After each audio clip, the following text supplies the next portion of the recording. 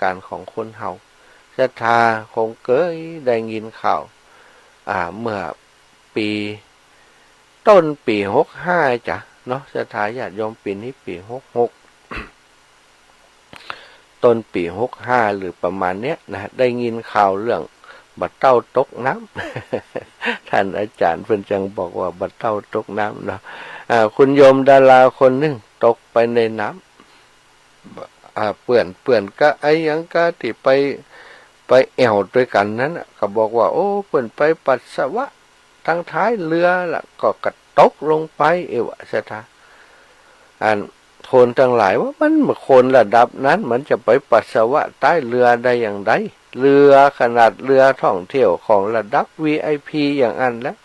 มันมีห้องน้ำอยู่ในตัวนะมันเป็นไปว่าได้ที่มันจะไปฉี่ท้ายเรือแล้วก็ท้ายเรือเนี่ยเวลาวิ่งในแม่น้ำเจ้าพระยานะมันกระแทกกระทันใครจะไปนั่งได้เขาก็ว่ามันไอ้คนที่อยู่ในเรือนะมันโกหกแน่นอนแล้วก็มีเรื่องที่สอบสวนมีคอเคลือบแคลงสงสัยเยอะแยะไปหมดศรัทธาญาติโยมที่จากว่าเป็นอุบัติเหตุโดยที่ประมาทด้วยตัวเองเนี่ยบักเกี่ยวกับคนอื่นนี่ศรัทธาที่ข้อคดีที่ตำรวจพิจารณาว่าเป็นประมาทไปหนังฉี่ท้ายเรือนั้นฟังคำหมอนั้นว่าอย่างอันอย่างอีคนในเรือว่าอย่างอีว่าด้วยกันอย่างอีก็ว่าเปิ่นไปตกท้ายเรือนั้นนะแต่มีสิ่งที่พิษสังเกตหลายประการคนในสังคมก็ตั้งข้อสังเกตข้อนี้หลายอย่างว่าจะได้เกิดเหตุแล้วคนหมู่นั้นถึงแบบไปแจ้งความกว่าจะแจ้งความได้ใช้เวลาเป็นหมื่นเป็นนานเพราะมีไอ้หยังกาซะท่าแล้วก็มีการเรื่องของหลักฐานเรื่องของอะไรต่างๆมากมายพอไปพอมา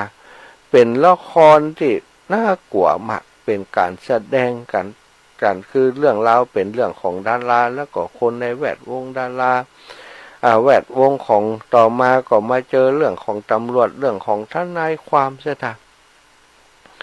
ความจริงเป็นอย่างหนึ่งเป็นอย่างใดก็บอกว่าแต่ว่าหลายๆคนก็คุยออกมาว่าลักษณะการตายการถูกใบพัดอย่างอันอย่างอีเนาะที่ต่างเปิ่นสอบสวนต่างนิติวิทยาต่างๆเนี่ยก็พอแล้วลักษณะมันบาดใจตายตกเรืออย่างอันแน่นอนลักษณะมีการบีบบังคับขืนใจก่อนทำร้ายจิตใจก่อนทำการอาจจะเป็นประมาณถึงขนาดที่ฆาตกรรมอะไรอย่างเงี้ยตั้งนิติวิทยาของคนตั้งที่เปิ่นมีความรู้เรื่องการสืบสวนอย่างต่างๆเปิ่นก็อู้กันไปหลายแนวทางแต่ดูแล้วอย่างที่เขาบอกแต่แรกนั้นเป็นไปบ่ได้ที่มันจะนั่งฉี่ท้ายเรือแล้วก็ตกลงไปแล้วก็ตายเนี่ยใช่ไหมเป็นไปบ่ได้บ่มีไผเชื่อแต่ว่าสำนวนของตั้งเจ้าหน้าที่มีเป็นอย่างอันแท้สรุปเป็นอย่างอันแท้ว่าก็ฟ้องร้องกันเนาะก็มีโจทย์มีจำเลยมีผู้เสียหายผู้เป็นครอบครัวนี่หยอกทอนเดี๋ยวก็แจ้งว่าลูกถูกฆาตกรรมเดี๋ยวก็ถอนแจ้งความมีสปะสเปดศรัทธาญาติโยมมีแผ่วกะทำขวัญมีกะอย่างเป็นสิ่งที่พอแล้วเนี่ยละครเรื่องของโยมคนหนึ่งที่เป็นเสียชีวิตเพราะตกน้ำเนี่ยเอามากลายเป็นเรื่องของการแสดงที่น่าเกลียดมากหาข้อเท็จจริงที่ชัดเจนว่าได้สักเรื่องสักอย่างตึงโจทย์ตึงจำเลยตึงทนายความพัดเวียนเปลี่ยนหน้ากันมาวันนี้ว่าอย่างวันผูกว่าอย่างวันฮื้อว่าอย่างคดีมีปัญหาตลอดมาจนมาฮอด 2-3 วันที่ผ่านมาเนี่ยศรัทธาญาติโยมกลุ่มที่เป็นบุคคลในเรือที่เปิ้นว่าเปิ้นบ่าที่แรกๆว่าเปิ้นบ่าฮับในความผิดฐานประมาทก็ฐานอย่างที่มีในสำนวนเปิ้นปฏิเสธตลอดได้ข่าวว่า 2-3 วันก่อนนี้ยอมรับว่าได้มีความประมาทได้อะไรอย่างต่างๆแต่นะได้ยอมรับบางส่วนบางประเด็นแล้ว ทำให้จำเลยทั้งหมดเนี่ยแตกคอกันละประเด็นนี้แตกคอกันตั้งหนึ่งว่าอย่างหนึ่งตั้งหนึ่งว่าอย่างหนึ่งที่แรกว่าจะเหมือนกันหมดละบัดเดียวเอาละในเมื่อความจริงเริ่มเปิดเผยมาแล้วพอฟังบางพ่องก็ยอมรับเพื่อจะให้ตัวเก่าได้หลุดพ้นจากคดีเอามาเป็นเรียกว่าเอามาเป็นพยานอิตนาสถากันมาเป็นพยานเอาจำเลยแห่งส่วนหนึ่งมาเป็นจำเลยที่หนึ่งที่สองกันยังก็ว่ากันไปว่าไปตามกฎหมายนั่นแหละแต่การแสดงละครชุดนี้นั่นศรัทธาญาติโยมได้หันความโกหกหลอกลวงเนาะความโกหกหลอกลวงของมนุษย์เท่านี้มากมายได้นะศรัทธาผู้เป็นได้หันแล้วหลายสิ่งหลายอย่างสลดหดหูใจกับคนเนาะกับคนเฮาบางครั้งบางทีคนที่เป็นพ่อเป็นแม่เนี่ยจะต้องปกป้องสิทธิของลูกปกป้องในเมื่อลูกได้เสียชีวิตไปแล้วเนี่ยจะต้องค้นหาความจริงให้ได้แต่เอาไปเอามาค้นหาความจริงบนฐานของผลประโยชน์ว่าถ้าได้ผลประโยชน์ก็ช่างมันเถอะคนก็ตายไปแล้วได้ตังก็พออย่างบางสิ่งบางอย่างกลายเป็นเรื่องอย่างไปก็มีแต่บ่ฮู้ในคดีนี้นะคนที่เป็นผู้ที่เป็นจำเลยเนี่ยเปิ่นได้คิดได้อย่างอันก็บางเรื่องบางทีเปิ่นอาจจะหลอกซับขาหลอกเพื่อจะให้ตั้งจำเลยตามจำเลยประมาทได้แฉหลักฐานออกมาก็ได้เฮาบ่ฮู้ภายในเพิ่นเนาะแต่ดูแล้วมันเป็นละครถ้าดูเป็นละครเรื่องหนึ่งเนี่ยมันก็เป็นละครที่น่ากลัวตัวแสดงต่อแต่ละคนนั้นที่แสดงออกนั้นความจริงเป็นอย่างหนึ่งบิดเบือนเป็นอย่างหนึ่งเนี่ยมันก็เป็นสิ่งที่น่ากลัวมากอันนี้ศรัทธาญาติโยมความน่ากลัวของการโกหกหลอกลวงที่พระพุทธองค์ได้ตรัสไว้ในศีลข้อที่สี่นี้นะสำคัญนักแก่ศีลข้อที่สี่เนี่ยเป็นสิ่งที่แบบเดียวนี้ถ้าเรามาสังเกตคนในสังคมมันก็เกือบจะทุกคนนะศรัทธาญาติโยมมีน้อยนะที่เปิ่นรักษาได้บริสุทธิ์เป็นผู้ที่มีความซื่อสัตย์วาจาศักดิ์สิทธิ์เป็นผู้ที่มีความซื่อสัตย์ตรงไปตรงมากล่าวเยี่ยงใดเป็นเช่นนั้นเองนะมีน้อยแม้กระทั่งผู้ที่อยู่ในศาลยกมือขึ้นมาสาบานว่าข้าพเจ้าจะบ่อู้เท็จ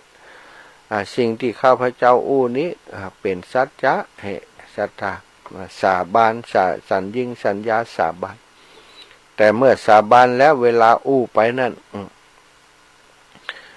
เอาไปคัดล้างไปคัดงั้งกันคดีบางคดีเนี่ยทำคนขนาดมีพยานหลักฐานบันทึกเป็นภาพเป็นยังไว้หมดมีพยานหลักฐานแต่ปรากฏว่าคนที่ทำผิดกฎหมายหลอดไปเพราะว่าได้ทนายที่เก่งได้ทนายที่โกหกเก่งได้ทนายที่หาพยานหลักฐานได้เยอะมาเป็นหลักฐานเท็จอย่างต่างๆแต่ศาลดูแล้วคะแนนในการหาหลักฐานดีคะแนนในการโกหกดีเอาชนะคดีไปก็มีศาลบ่ฮู้เนาะความจริงมันก็ถามว่าฮู้ก็มันฮู้กันหมดละมันฮู้กันหมดฮู้โดยในทุกสิ่งทุกอย่างกันหมดแต่การแพ้การตั้งคดีนั้นบัดเดี๋ยวนี้ปัจจัยสำคัญคือถ้ามีเงินนักเงินหลายก็บ่ต้องติดคุกติดตารางได้โปรยไปตั้งแต่ศาลพุ่นนะจนเข้าไปในบางคนนี่เข้าไปในคุกในตารางก็ยังเข้าไปอยู่ใน VIP ที่สบายบ่ต้องลำบากบางพ่องมีชื่ออยู่ในคุกแต่ตัวเองนี่อยู่ที่ไหนบ่ฮู้ศรัทธาอย่างอีกก็มีเนี่ยคือสิ่งที่มันเป็นความช่อชนความโกหกหลอกลวงในสังคมนี้พระพุทธองค์ได้ตรัสกับภิกษุทั้งหลายว่าคนในโลกส่วนใหญ่เต็มไปโดยความกักกรอกและหลอกลวงหาความจริงบ่ค่อยได้แม้แต่ในการนับถือศาสนาว่าอันศรัทธาแม้แต่ในการนับถือศาสนาบางครั้งบางทีเฮาก็นับถือศาสนาแต่ชื่อมีชื่อว่านับถือพุทธศาสนาแต่บ่เคยเข้าใจวิธีปฏิบัติ บ่เข้าใจอุดมการทางพุทธศาสนาบ่เข้าใจบ่ฮู้ว่าพระพุทธเจ้าเพิ่นสอนอะไรอย่างพ่องอาตมานี่สารภาพเลยละศรัทธาอายุตอนนั้นตั้งแต่น้อยถึงอายุ19เนี่ยอะระหังสัมมาสัมพุทโธภควาไหว้พระพุทธเจ้าบ่ฮู้แปลว่าหยังแต่ไหว้อินเดียอยู่ทางใดก็บ่ฮู้เนาะพระพุทธเจ้ามีแต่บ่แต่ก็บ่ฮู้เนี่ยเปิ้นเล่าอย่างใดก็ฟังมาอย่างนั้นแต่คิดว่าพระพุทธเจ้าเนาะอภินิหารเป็นอภินิหารเหมือนกับเป็นเรื่องแต่งเหมือนกับเป็นเรื่องแต่งที่จะเป็นไปได้ก็จะพระพุทธเจ้าสอนธรรมคืออย่างบ่ฮู้เรื่องศรัทธาญาติโยมบ่ฮู้เรื่องตั้งแต่น้อยถึงอายุ19นี่บ่ฮู้เรื่องฮู้ความเลยจนมีโอกาสได้มาบวชได้ฟังว่าพระพุทธเจ้าสอนเรื่องนั้นเรื่องนี้สอนเรื่องอะไรอย่างธรรมะคือคุณากรนะธรรมะคือคุณากรติสวดมนต์ไหว้พระเนี่ยก็คิดว่ามันเป็นอะไรอย่างคุณากร พอมาได้อ่านหนังสือ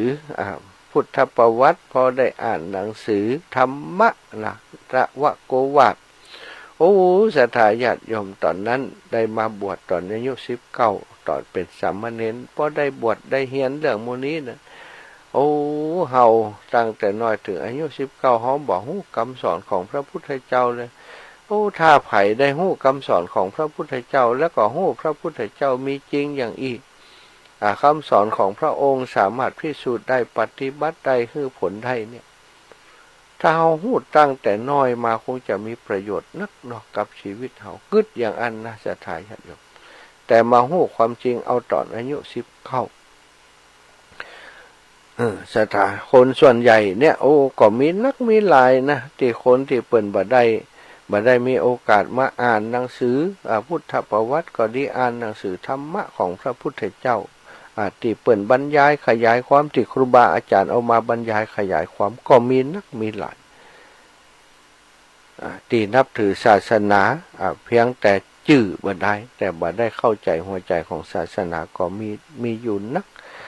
พระพุทธองค์จึงตรัสว่าด้วยอาการดังนี้เนี่ยโลกจึงเป็นเสมือนละงมอยู่โดยพิษไข้อันเรื้อรังตลอดเวลาเหมือนกับอยู่ในอาคารมหึมาดุจปราสาทแห่งกษัตริย์มีลมพัดเย็นสบายมีแอร์คอนดิชันเย็นสบายอยู่แต่ในหันแต่ณสถานที่เหล่านั้นเนี่ยมักจะบรรจุไปโดยคนซึ่งมีจิตใจเล่าร้อนเป็นไฟอยู่เป็นอันมากภาวะแบบนั้นจะมีความสุขใดอย่างใดสู่ผู้ที่มีจิตใจสงบอยู่โคนต้นไม้บ่ได้หรอกพระพุทธองค์ถึงกับตรัสไว้อย่างอีสถาเพราะสังคมนี้โลกมนุษย์เฮานี้เต็มไปด้วยการกับกอกหลอกลวงอะไรอย่างต่างๆอย่างที่ว่ามาเนี่ยพอใครได้คะแนนเสียงก็มาหาเฮามาไหวมานอบน้อมต่อเฮาแต่พอเปิ่นได้คะแนนเสียงไปแล้วก็จบการเลือกตั้งกะถึงคนชนะถึงคนการบ่หานไผสักคนผมจะบัลละบัดทิ้งถึงผมได้เป็นก็ตามบ่ได้เป็นก็ตามจะมาเยี่ยมมาเยียนมาหาอีป่ออีแม่อยู่แบบเนี้ยนะจ๊ะพอหมดการเลือกตั้งแล้วก็หายแชบหายฉอยพอจะมีการเลือกตั้งใหม่ก็มาแหมใหม่อีกแล้วนี่ก็เป็นเสียอย่างนี้จึงมีแต่คนในโลกนี้จึงเต็มไปด้วยคนกลับกรอกและที่สำคัญนี่คนที่กลับกรอกนักที่สุดก็คือคนที่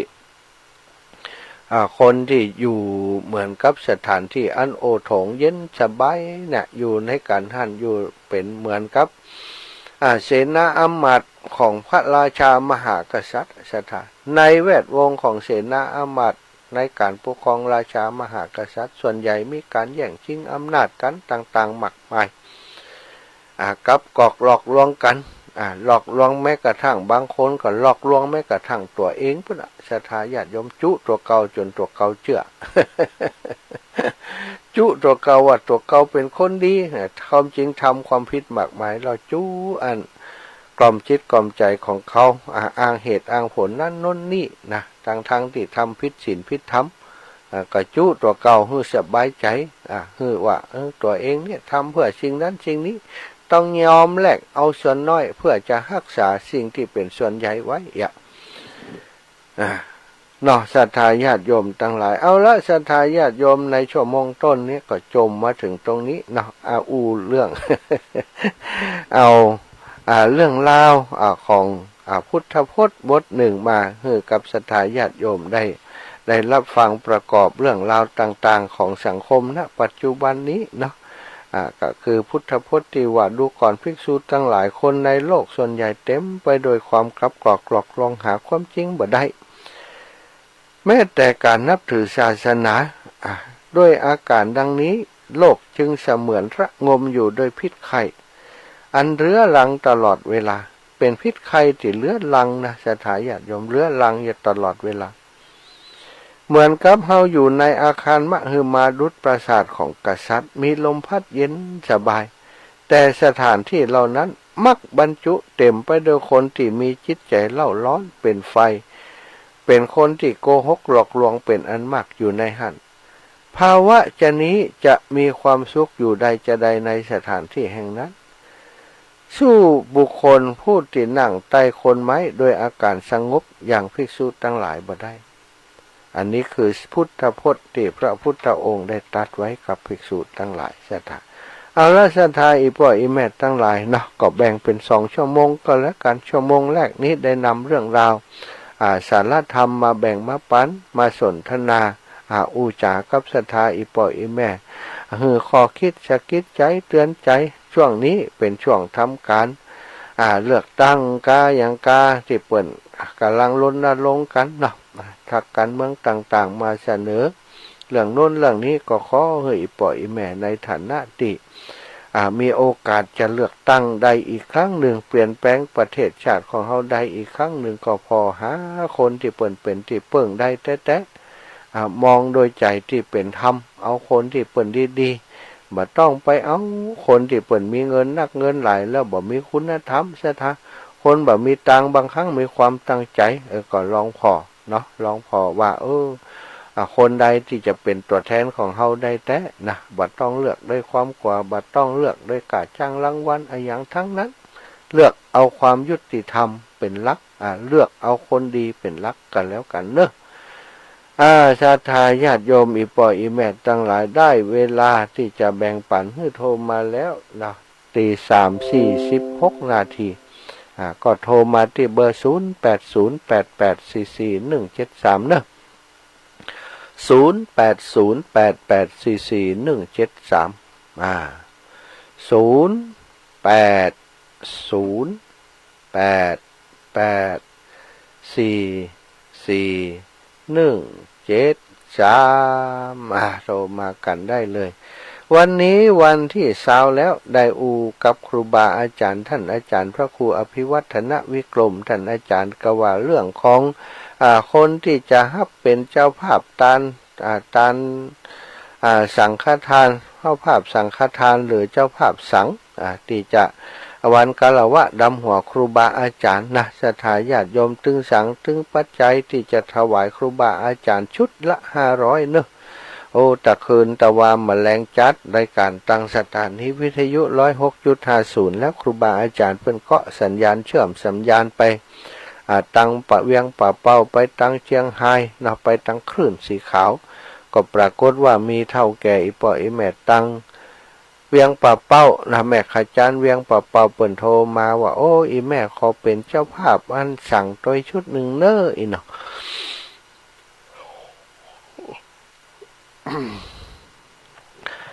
โยมแม่นางเนาะโยมแม่นางคำอ้ายนะโยมแม่นางคำอ้ายได้เป็นเจ้าภาพตัว1 ชุดนะสั่ง500ชุดละ500แล้วก็แม่ลาภรที่เวียงป่าเป่าก็เป็นเจ้าภาพโดยอาตมานี่แหมชุดหนึ่งและโยมแม่ซิมมุนีแก้วที่จังหวัดลำปางก็เป็นเจ้าภาพโดยแหมชุดหนึ่งแต่คืนนี้ได้3 ชุดเนาะศรัทธาญาติโยมครูบาอาจารย์ที่เปิ่นมาเทศมาออกรายการตั้งคลื่นสีขาวของเฮานั้นเปิ่นก็บ่ได้กะจ้างรางวัลแต่ประการใดเนาะเพียงแต่ว่ามาจัดรายการเพื่อจะให้เป็นประโยชน์แก่ศรัทธาญาติโยมเป็นการเผยแผ่พระธรรมคำสั่งสอนของพระพุทธเจ้า บางครั้งบางทีเปิ่นต้องใช้อินเทอร์เน็ตใช้การเดินบางครั้งก็ใช้น้ำมันรถเดินทางไปสถานีบางห้องก็ลงทุนซื้อคอมพิวเตอร์ซื้อโน้ตบุ๊กซื้อเครื่องถ่ายทอดเอาไว้ที่สำนักของท่านแล้วก็ออกอากาศจากสำนักของท่านมายังสถานีก็หลายรูปหลายองค์ก็ทำหน้าที่ตรงนี้มาโดยตลอดศรัทธาญาติโยมซึ่งก็อย่างที่อาตมาบอกไว้เปิ้นก็บ่ได้มีกะโฆษณาบ่ได้มีกะจ้างในการจัดในการแต่ประการใดแต่เต็มใจจะทำหน้าที่ตรงนี้ด้วยความเสียสละฉะนั้นเดือนจีปีใหม่เนาะในฐานะที่หมู่เฮาเจ้าข้าทั้งหลายได้มีโอกาสฟังน้ำฟังธรรมจากครูบาอาจารย์หลายท่านก็อยากจะปูจากันทำเฮากับปูจารอบเดียวเลยปูจากันเป็นสังถวายครูบาอาจารย์นี้เพิ่นก็ถือกันว่านิมนต์ครูบาอาจารย์มากี่รูปกี่องค์นั้นเฮาก็ได้เป็นเจ้าภาพโดยเปิ้นหมดนะรับสั่งเปิ้นชุดละ500เท่ากับว่าเฮาได้เป็นเจ้าภาพกับเปิ้นทุกตนทุกองค์ที่เปิ้นมาร่วมงานในวันที่9เดือนเมษายนเปิ้นจะจัดงานกันที่วัดเหล่ามณฑาทิพย์เนาะสถาอีปออีแม่ทั้งหลายที่สามารถไปได้เนาะอาตมาก็เจริญพรศรัทธาญาติโยมได้ไปแอวกะละวะครูบาอาจารย์ด้วยกันได้รดน้ำดำหัวได้ฟังน้ำฟังธรรมจากครูบาอาจารย์ในวันนั้นก็30กว่ารูปนะ30กว่ารูป30กว่าองค์อาจจะถึง40-50ที่นิมนต์ไปนั้นหลายรูปหลายองค์อาจจะบ่ได้มาจัดรายการมันทุกวันหรือว่าเป็นปกติทุกอาทิตย์จะต้องได้ฟังเสียงเปิ้นอาจจะเป็นเมินๆเต้อเปิ้นมาเทศหรือว่าบางครั้งบางทีเอาธรรมเทศนาของเปิ้นมาออกเนี่ยซั่นท่าที่บันทึกเสียงไว้ก็เอามาออกก็กราบนิมนต์เปิ้นมาให้ศรัทธาญาติโยมได้มาปูจาธรรมได้มาปูจากันเทศด้วยกันเนอะศรัทธาญาติโยมก็แบ่งเวลาให้ศรัทธาเท่าแก่ได้โทรมานะ0808844173โอ้รับกันเสร็จแล้วกะเนาะ บ่เป็นหยังนะก็ฝากงานอีกงานนึงเนอะก่อนจะสิ้นชั่วโมงนี้คือวันที่24เดือน24เดือนเนี้ยนะแหม 2-3 วันแล้ว24นี้จะมีงานที่อำเภอฝางจังหวัดเชียงใหม่จากอำเภอฝางนี้ก็คือวัดพระบาทอุดมน้ำบ่อสาวางานอายุวัฒนมงคลทำบุญอายุสืบชะตาอายุวัฒนมงคลคือกับหลวงพ่อท่านพระครูสุจิตานุรักษ์เจ้าคณะอำเภอฝางสมภารเจ้าหัววัดของวัดพระบาทอุดมน้ำบ่อสาวาเป็นการไปแสดงออกถึงมุทิตาที่มีต่อครูบาอาจารย์และก็อีกเรื่องหนึ่งก็คือไปแอวพอสถานที่ที่เกิดไฟไหม้วิหารพระระแข่งนะศรัทธาญาติโยมอาตมาภาพและครูบาอาจารย์ก็จะปากันไปให้กำลังใจหลวงพ่อพระครูสุจิตานุรักษ์ตั้งลำปางจะมีรถไป1 คันเนอะตอนนี้รถกันที่อาตมาได้จนศรัทธาญาติโยมปากันเหมาไปนั้นเป็นรถตู้ศรัทธานั่งได้อยู่13ที่นั่งแต่คืนโยมแม่บัวเย็นจันทบเนาะ4หมด9ได้แจ้งมาว่านั่งได้13ที่นั่งตอนนี้ก็จะให้โอกาสตั้งในเวียงก่อนนะ13ที่นั่งจะดูว่าถึงวันที่วันนี้วันที่21 22เนาะถึงวันที่22เนี่ยจะมีเท่าใดถ้ามีบ่อนักบ่อหลายเท่าใดนี่มีสัก 5-6 คนนี่ก็จะไปฮับที่เมืองปานแล้วก็แจ้ห่มเนาะเมืองปานและแจ้ห่มนี่มีโยมแม่ฟองจันทร์นะบ้าน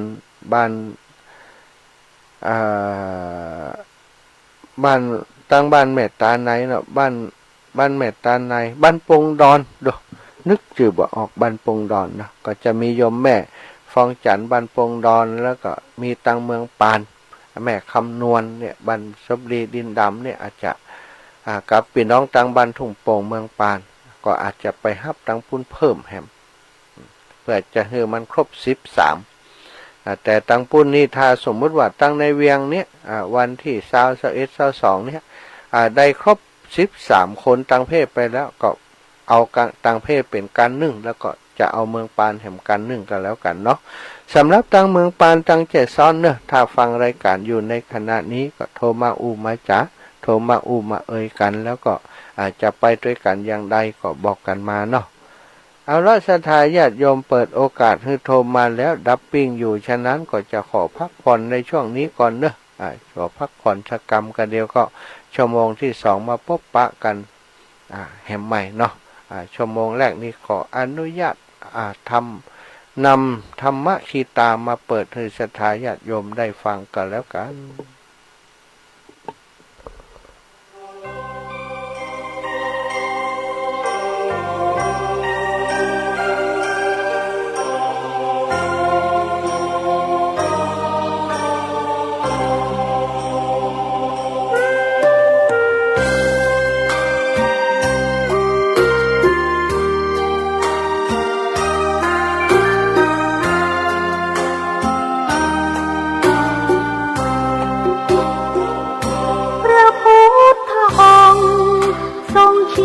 หนทางสว่าง เลิญปอนแม่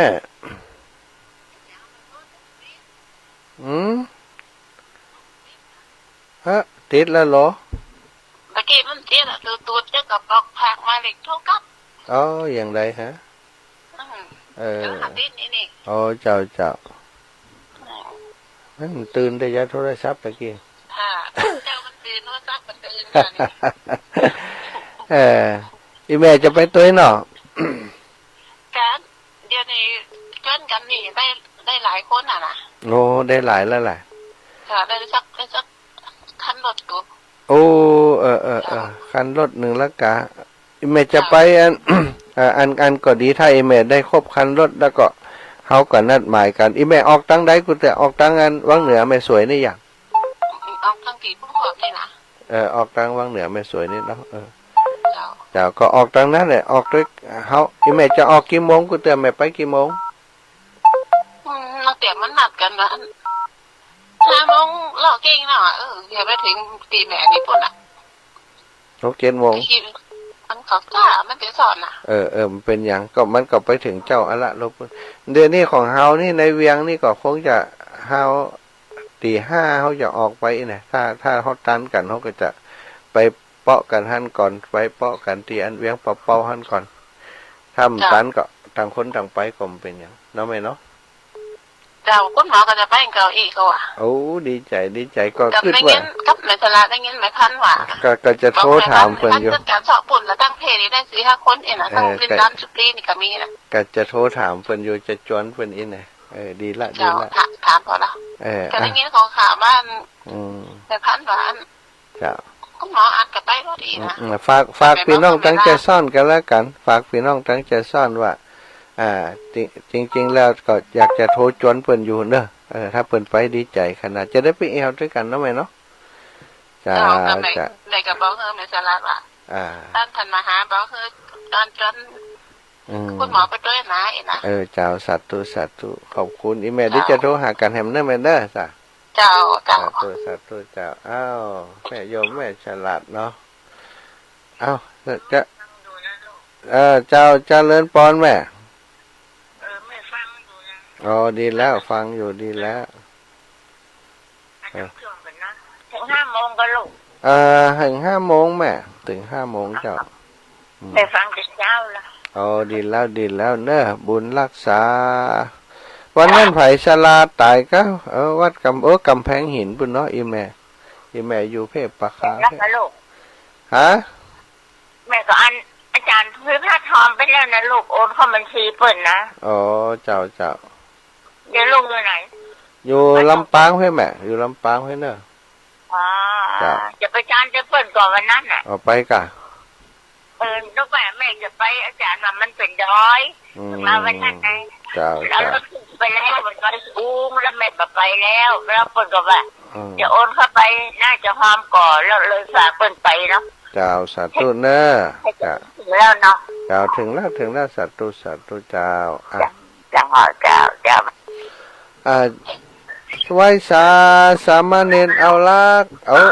ครับผมไหว้ครับท่านอาจารย์มหา จ้าท่านอาจารย์ไปปะกันปุ้นนอเมืองฝางนอครับผม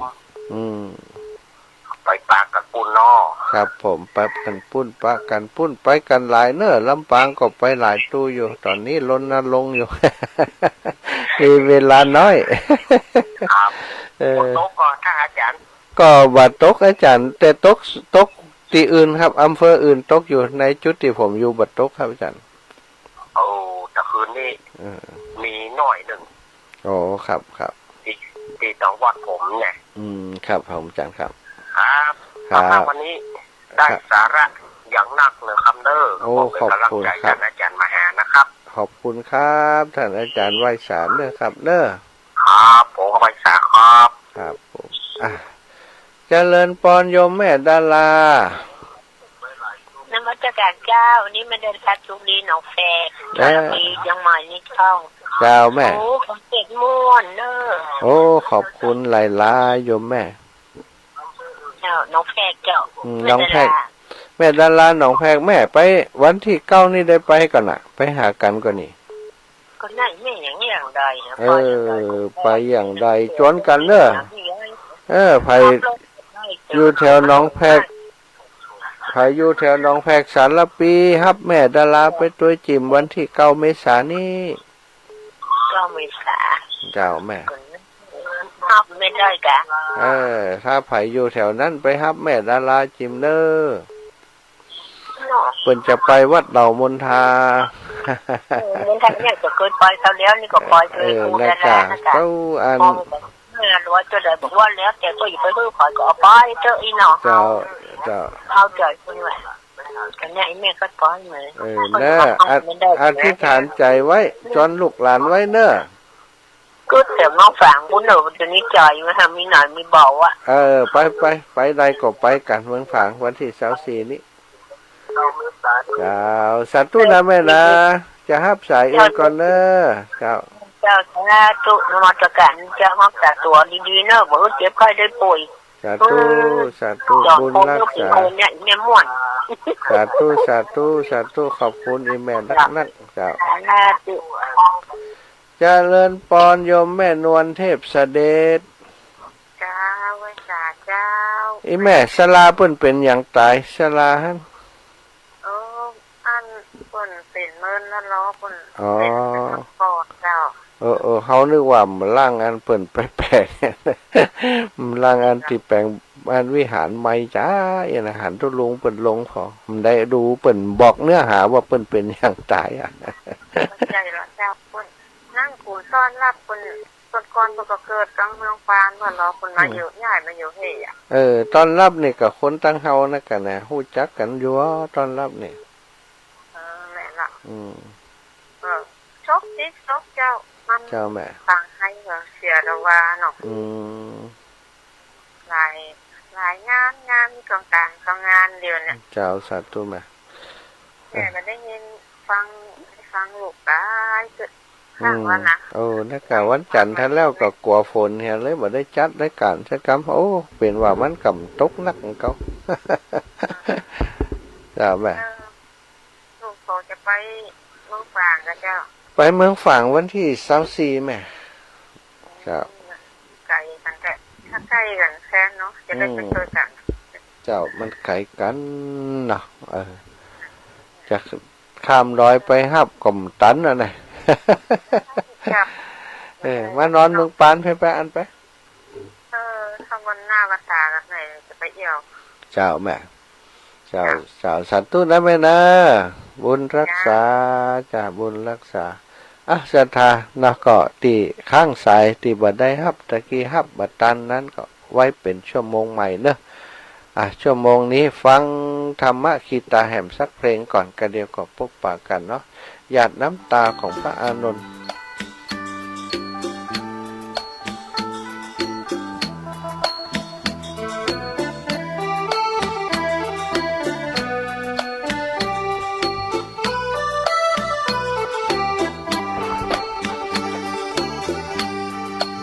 รถคันหนึ่งนี่หรือคือปรางมาศแม้เสือขาดเปรี ยบที่นอนอันอ่อนนุ่มมีมุ้งหอยย้อยยานต่างม่านคลุมมีบาทอุ้มเอกเช่นเป็นโรงครวงมีจีวรแทนเครื่องทรงอลงกฎมีศีลพรตเป็นมงกุฎที่สวมหัวมีขันติเป็นพระขันมั่นกับตัวความดีชั่วคือราชการงานนามีปัญญาเป็นอมาตย์ที่ปราดเปรื่องมีสติเป็นเครื่องที่ปรึกษาอาณาเขตโดยรอบขอบหนึ่งวาคือพาราของเราเข้าครอบครองสมาธิสิเป็นทรัพย์นับแสนโกดความสันโดษเป็นมณีนินสิ้นทั้งของอีกช้างมาวัวควายทั้งนายกองเปรียบดังของที่ใส่ในยามมาเสียงจิ้งหรีดคือดนตรีที่ขับกล่อมอยู่ครั้งพร้อมทางที่พระเคหาสุญญตาราชินีสีภาราอันว่าองค์ราชาคือตัวเราคงสุขจริงสิ่งใดไหนจะเปรียบแม้จะเทียบกับใครไม่อายเขาคนสุขอื่นหมื่นแสนไม่แม้นเราคงเป็นเจ้าภาราราณี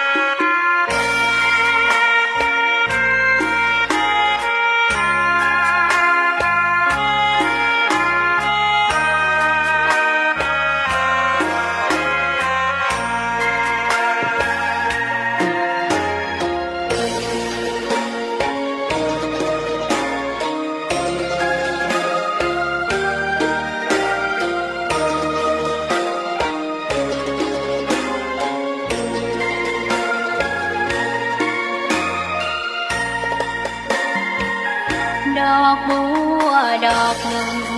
พึงใจไว้เพื่อบูชาแด่องค์พระศาสดาสัมมาสัมพุทธเจ้ามีความงามเงียบไม่เปรียบเทียบเขาเทียบเราใครมองไม่งามช่างเขาแต่เจ้าก็คือดอกบัวด้วยความสัตย์ซื่อยึดถือความดีเป็นหลักใครรักไม่รักก็ไม่จมปลักมองมัวเมื่อโผล่พ้นน้ำก็เห็นความงามในตัวไม่ยึดติดในตมชั่วขอเป็นดอกบัวดอกเดียว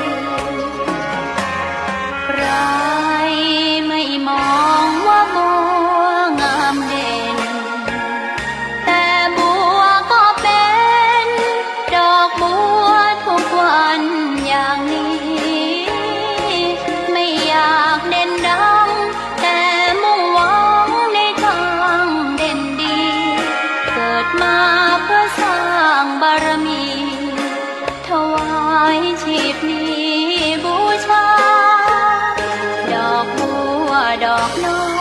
ยเฝ้าคอยคนที่ใจบุญมาโอบเอื้อเกื้อกูลรู้ค่าของบุญเก็บบัวขึ้นมาเพื่อสร้างความดีและเสริมบารมีดังว่าใช้ดอกบัวนี้บูชาพระสัมมาสัมพุทธองค์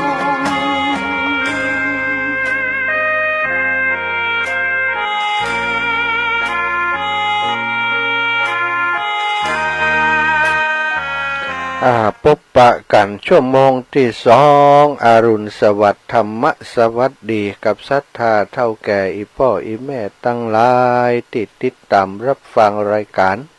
ตั้งแต่ช่วงเจ้ามาจนฮอดบัดเดี๋ยวนี้หลายท่านโทรเข้ามาเนาะก็โทรเข้ามามันติดสายคนนั้นคนนี้อยู่ฮับบัดตันต้องขอสุมาอาภัยชั่วโมงที่2นะ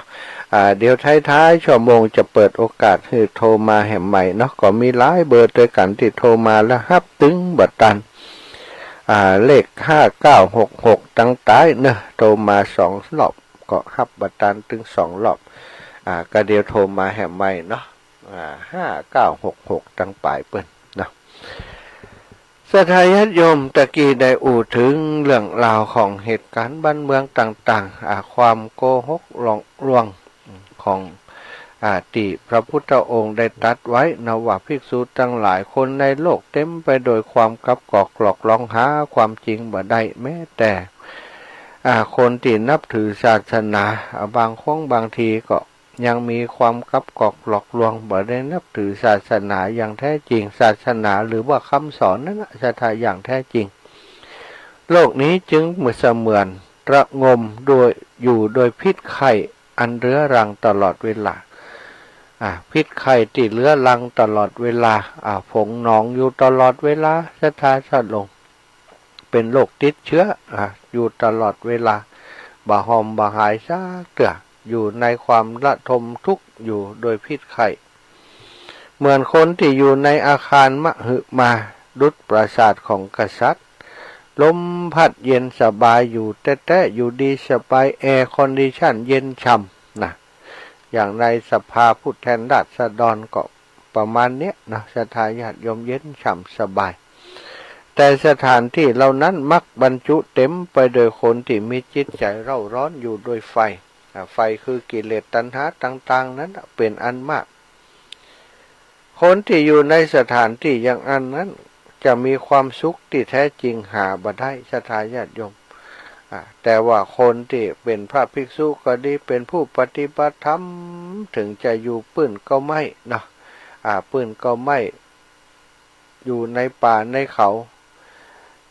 ความสงบสุขของจิตใจของเปิ้นการที่บ่มีความกับกรอกหลอกลวงในจิตในใจเหมือนบุคคลผู้มี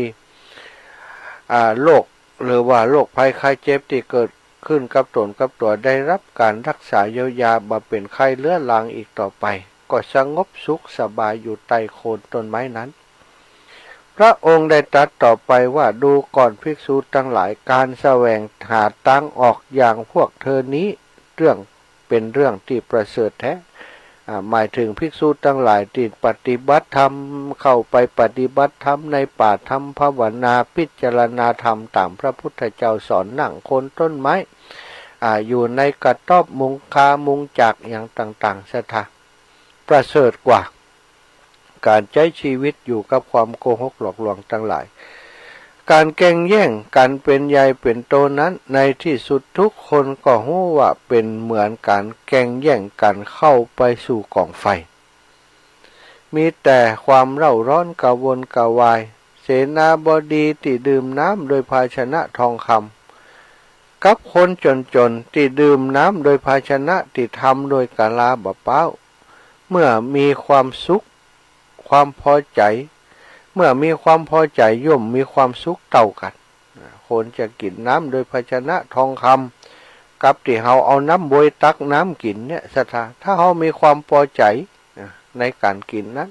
ว่าก่อนนี้เนาะ คนบ้านเฮาเนี่ยโอ้ตักน้ำบ่อมาใส่หม้อเย็นๆตักกุดน้ำในน้ำหม้อเย็นๆมากินก็มีความชื่นใจแล้วศรัทธาญาติโยมบัดเดี๋ยวนี้ต้องแจกตู้เย็นแหมกำเนาะ น้ำก็บ่ได้แล้วน้ำบ่อน้ำยังกินบ่ได้แล้วสารเคมีตกค้างต้องกินน้ำขวดน้ำขวดของคนจนก็ขวดละ5 บาท10 บาทขวดละ2-3 บาทน้ำขวดของคนร่ำคนรวยกับปุณณศรัทธาขวดละเป็น100ปุณนะใส่ภาชนะบรรจุที่กินก็ต้องดีเนี่ยภาชนะที่ใส่ที่กินน้ำเนี่ยคนรวยเพิ่นก็อาจจะใช้ภาชนะทองคำคนจนก็ลาบเปล่าแต่ถ้ามีความพอใจก็มีความสุขเท่ากันศรัทธาเฮ้ยนี่เป็นข้อยืนยันว่าความสุขนั้นอยู่ที่ความรู้สึกทางใจเป็นสำคัญพระพุทธองค์ได้ตรัสต่อไปอย่างพวกเธออยู่ที่นี่มีแต่ความพอใจแม้กระท่อมจะมุงโดยใบไม้ก็มีความสุขอยู่ในพระราชทานก็มีความสุขกว่าคนที่อยู่ในพระราชทานอันโออาแน่นอนทีเดียวคนที่ประสบความสำเร็จในชีวิตนั้นไม่ใช่คนใหญ่คนโตแต่เป็นคนที่รู้สึกว่าชีวิตของตนมีความสุขความสงบเย็นปราศจากความเร่าร้อนกระวนกระวายศรัทธา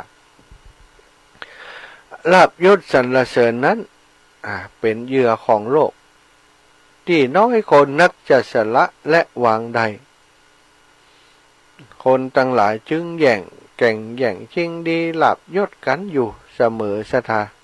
เหมือนปลาที่แย่งกันกินเหยื่อเนาะไม่แย่งกันกินเหยื่อแต่หารู้ไหมว่าเหยื่อนั้นมีเบ็ดเกี่ยวอยู่ตั้งในตัวเรือเหมือนกับไก่ที่แย่งไส้เดือนกันกินจี้ตีกันทำลายกันจนพินาศกันไปทั้งสองฝ่ายจะตาเคยหันไก่ลูกขี้เดียนกันเอาไปเอามาโจรกันเนี่ยโจรกันไปจนกันมาตายถึงกูก็มีเนี่ยน่าสังเวชสลดใจยิ่งถ้ามนุษย์ในโลกนี้ลดความโลภลงนะศรัทธามีการเผื่อแผ่เจือจานอบอ้อมอารีถ้าเขาลดโทสะลงเหี่ยพ่องมีความหันอกหันใจกันมีเมตตากรุณาต่อกันและลดโมหะลงบ่หลงงมงายใช้เหตุผลในการตัดสินปัญหาและดำเนินชีวิตในโลกนี้อย่างดีโลกนี้ก็จะน่าอยู่อีกมากแต่ถ้าคนทั้งหลายบัดทำอย่างอันโลกนี้ก็บัดน่าอยู่ศรัทธาญาติโยมหน้าที่โดยตรงและเร่งด่วนของเฮาก็คือการลดความโลภความโกรธความหลงให้น้อยลงเฮาก็จะประสบความสุขที่เยือกเย็นนักขึ้นเหมือนคนลดไข้ได้มากต่อใดความสบายกายความสบายใจก็จะมีมากขึ้นมากเท่านั้นศรัทธาเฮาเป็นโรคภัยไข้เจ็บอยู่ในตนในตัวโอ้ถ้าเฮาปล่อยมันล้ำอยู่หั่นบ่รักรักษามันก็จะเป็นสะสมโรคเข้าไปติ๊กศรัทธาญาติโยมโรคชนิดนี้เกิดขึ้นแล้วโรคชนิดนั้นมันก็เกิดตุยอย่างเช่นเดียวกันคนที่เปิ่นมีความหลุ่มหลงมีความปล่อยกิเลสตัณหาต่างๆเข้าครอบงำโกหกหลอกลวงแก่งแย่งชิงดีชิงเด่นแสวงหาอำนาจแสวงหาความเป็นใหญ่แม้กระทั่งจะต้องโกหกหลอกลวงแม้กระทั่งจะซื้อมาด้วยเงินด้วยคำก็ยอมเสียสละอำนาจนั้นอันว่าอำนาจนั้นศรัทธาญาติโยมมันบ่มีที่สิ้นสุดได้อำนาจอย่างอีมาแล้วได้อำนาจเป็นสสก็อยากจะเป็นรัฐมนตรีย้ายเป็นรัฐมนตรีอยากจะเป็นผู้ช่วยรัฐมนตรีอยากเป็นผู้ช่วยรัฐมนตรีได้เป็นแล้วก็อยากจะเป็นรัฐมนตรีอยากเป็นรัฐมนตรีแล้วก็อยากจะเป็นนายกรัฐมนตรีความอยากว่ามีที่สิ้นสุดศรัทธาโดยเฉพาะในเรื่องของอำนาจลาภยศสรรเสริญนั้นซึ่งสิ่งมูนี้นั้นถ้าใดมาก็สุขใจเหลิงแต่ถ้าสูญเสียไปก็จะเศร้าใจเสียใจน้อยใจน้อยเนื้อตำใจฮับบ่ได้ศรัทธาญาติโยม อันนี้คือไฟที่สุมอยู่ในตัวเฮาซึ่งล้วนแต่ว่าเฮาไปเสาะหามาถึงนั้นเมื่อเฮาต้องการความสุขปรารถนาจะประสบความสุขความเยือกเย็นก็จะต้องลดไข้นะลดไข้หรือความทะยานอยากในตัวของเฮาอยากด้วยเหตุผลอะไรอย่างก็แล้วแต่กิเลสที่มันอยู่ในตัวเฮาที่มันคอยยุแย่ให้เฮาได้แสวงหาอำนาจก็ดีได้เป็นนั้นเป็นนี้ได้เสียใจกับเรื่องนั้นเรื่องนี้ก็ดีให้เยียวยาให้มันหายแล้วความสบายกายสบายใจจะเกิดขึ้นมันก็เป็นที่แปลกทำไมมนุษย์ทั้งหลายจึงยอมอยู่ภายใต้การจองจำของสังคมเสียซึ่งมีความหลอกหลอนซับซับและแปรผันทำไมมนุษย์จึงยอมตัวเป็นทาสของสังคมจนแทบจะกระดิกกระเดียตัวบ่ได้จะทำจะได้จะคิดอย่างก็ต้องคำนึงถึงความรู้สึกของสังคมไปเสียหมดสังคมจึงกลายเป็นเครื่องจองจำชีวิตที่มนุษย์ซึ่งสำคัญตัวว่าเจริญแล้วช่วยกันสร้างขึ้นเพื่อจะผูกมัดตัวเองให้อึดอัดรำคาญมนุษย์ยิ่งเจริญขึ้นก็ดูเหมือนจะมีเสรีภาพน้อยลงทั้งกายทั้งวาจาทั้งใจดูแล้วความสะดวกสบายและเสรีภาพของมนุษย์จะสู้สัตว์เดรัจฉานยังบ่ได้เลยนะอีปอยอีแม่บางประเภทมันมีความสุขกว่ามนุษย์เฮาโดยซ้ำไปที่มันมีเสรีภาพที่จะทำอะไรยังตามชอบใจอยู่เสมออย่างเช่นฝูงวิหกนกกาทะลาบินอยู่บนอากาศเปิ่นก็ชอบว่าหากินพอได้กินได้นี่ก็ได้รับพักผ่อนแจ้งมาเจ้าก็ทะลาโผบินไปกินอิ่มแล้วก็นั่งจับคงจับก้อนใส่ขนใส่ปีกไปบางชนิดก็บินว่อนอยู่บนอากาศพักผ่อนอยู่บนอากาศก็มีสถานแต่มนุษย์เฮานะเจริญกว่าสัตว์ตามที่มนุษย์เฮาเองชอบพูดกันแต่ดูเหมือนหมู่เฮาทั้งหลายจะมีความสุขน้อยกว่าสัตว์ภาระใหญ่ที่ต้องแบกไว้ก็คือเรื่องกินเรื่องกามเรื่องเกียรติเนาะเรื่องกินเป็นเรื่องใหญ่อีนะเรื่องกินแจ้งเจ้านี่ก็เดี๋ยวก็ต้องไปเชาะกำกินแนวสถาเนาะกินกามเกียรติเนี่ยกินกามเกียรติเนี่ยเป็นเรื่องมนุษย์แสวงหาอยู่ตลอดเวลาเหมือนกับเป็นภาระนักยิ่งของมนุษย์ชาติสัตว์เดรัจฉานตัดไปได้อย่างหนึ่งก็คือเรื่องเกียรติคงเหลือแต่เรื่องกามและเรื่องกินนักพรตอย่างหมู่เฮานักพรตอย่างคนปฏิบัติพจน์บำเพ็ญพจน์ฤาษีชีไพดาบททั้งหลายตลอดถึงภิกษุสามเณรทั้งหลาย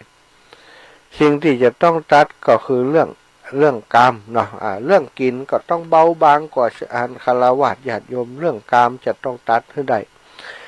คงเหลือแต่เรื่องของกินอย่างเดียวเรื่องของ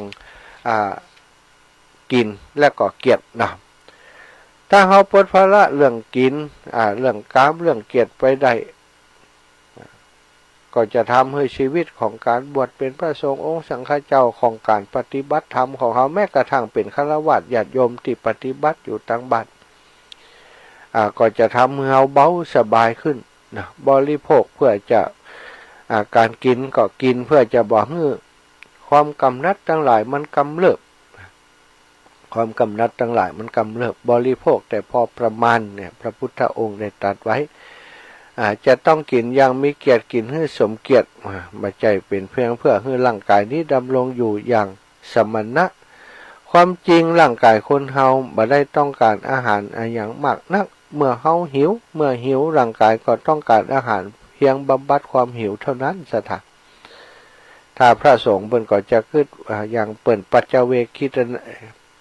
คขณะนะปัจจเวคขณะฉันขณะกินบ่ได้กินเพื่อจะให้เกิดกำลังวังชาบ่ใช่กินเพื่อจะสนุกสนานบ่ให้อร่อยหยังกินเพื่อจะให้อัตภาพนี้เป็นไปเพื่อจะปฏิบัติธรรมได้บ่ให้มันเกิดความหิวโหยกระวนกระวายนักล้ำไปเนี่ยนี่คือการกินของพระสงฆ์อาหารบำบัดเพียงความหิวเท่านั้นจึงกลายเป็นเรื่องกินอย่างของพระสงฆ์นี่จะสะดวกสบายแต่ แต่เมื่อมีเกียรติเข้ามาบวกตัวจึงกลายเป็นเรื่องกินอย่างมีเกียรติ อย่างคนที่เปิ่นถ้าเปิ่นเป็นเจ้าใหญ่ในโตกาเปิ่นก็ต้องกินในร้านอาหารที่หรูๆสถาหรูๆที่อร่อยต้องมีคนดูแลคอยบริการเพราะต้องกินอย่างมีเกียรติคนอย่างอีก็ต้องมีภาระตัวมาแหมนักหนาเนาะมีภาระตัวมาต้องมีการใช้จ่ายสูงขึ้นอย่างอีเป็นต้นสถาพระพุทธองค์ได้ตรัสกับภิกษุทั้งหลายว่าดูก่อนภิกษุทั้งหลายการครองเรือนเป็นเรื่องยากเรือนที่ครองบดีย่อมก่อทุกข์ฮือมากหลายการอยู่ร่วมกับคนพาลเป็นความทุกข์อย่างยิ่งภิกษุทั้งหลายเครื่องจ้องจำที่ทำโดยเชือกเล็กหรือโซ่ตรวนใดๆเฮาบักกล่าวว่าเป็นเครื่องจ้องจำที่แข็งแรงทนทานเลยแต่เครื่องจ้องจำคือบุตรภริยาทรัพย์สมบัตินี่แหละตึงรัดมัดผูกสัตว์ทั้งหลายให้ติดอยู่ในภพอันบ่มีที่สิ้นสุดเครื่องผูกที่ผูกย่อนแต่แก้ได้ยากก็คือบุตรภริยาและทรัพย์สมบัตินี้เองรูปเสียงกลิ่นรสและโผฏฐัพพะนั้นเป็นเหยื่อของโลกเมื่อบุคคลยังติดอยู่ในรูปเป็นต้นนั้นเขาจะพ้นจากโลกมาได้เลยบ่มีรูปใดจะรัดรึงจิตใจของบุรุษได้มากเท่ากับรูปของสตรีภิกษุทั้งหลายผู้ยังตัดอะไรในสตรีบ่ได้ย่อมต้องเวียนว่ายตายเกิดอยู่ล่ำไปแม้สตรีก็เช่นเดียวกันถ้ายังตัดอะไรในบุรุษบ่ได้ย่อมประสบความทุกข์บ่อยๆกิเลสนั้นมีอำนาจควบคุมอยู่โดยทั่วไปบ่เลือกว่าวัยใดและเพศใดดูก่อนภิกษุทั้งหลายมนุษย์ผู้หลงไหลอยู่ในโลกียลมผู้เพลิดเพลินอยู่ในความบันเทิงสุขอันสืบเนื่องมาจากความมึนเมาในทรัพย์สมบัติชาติตระกูลความหรูหราฟุ่มเฟือยยศศักดิ์และเกียรติยศอันจอมปลอมในสังคมที่อยู่อาศัยอันสวยงามอาหารและเสื้อผ้าอาภรณ์ที่ต้องใส่อำนาจและความทะนงตนทั้งหมดนี้ทำให้บุคคลมีในตาฝ้าฟาง